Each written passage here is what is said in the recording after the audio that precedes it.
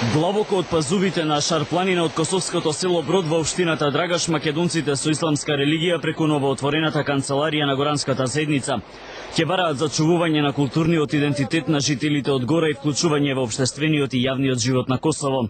Поречиси едногодишно чекање, Косовското министерство за јавни служби во ноември минатата година издало решение со кое ја регистрирало македонско-горанската заедница.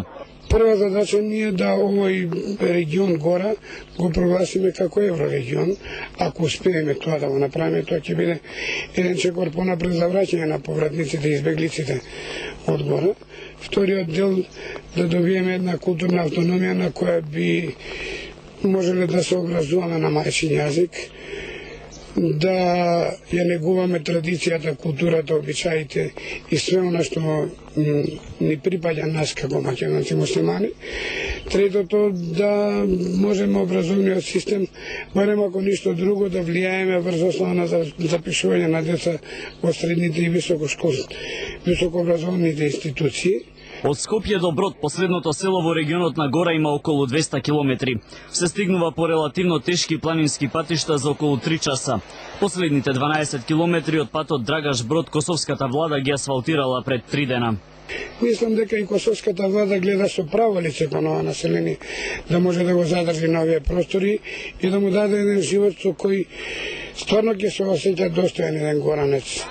Гораните во политичкиот живот се застапени со советници, заменик председател во општината Драгаш на Косово, а тројца пратеници во косовскиот парламент биле со горанско потекло. Но и натаму главен проблем на сега 10.000 од 18 колку што живееле во десетината села на овој регион до 1999 година. Им се врските со Република Македонија. Затоа бараат итно отворање на привремениот премин Стрезимир Рестилица, кој би бил меѓународен премин за луѓе и стоки, а некако сега привремен со специјални дозволи за жителите на само неколку села. Гораните бараат изградба и на патните врски Призрен, Драгаш Тетово и Драгаш Маврово. За стабилноста во овој регион се грижат силите на КФОР од турскиот контингент. За недопрената природа и зачувување на традицијата се грижат самите жители.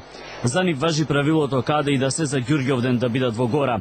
Тогаш во традиционална народна носија излегуваат на блиските ливади за да ги видат младите девојки кои само под звуците на дајрето го играат специфичното женско оро. Малкумиња живеат од сточарство, додека другите се на печалба низ цела Европа.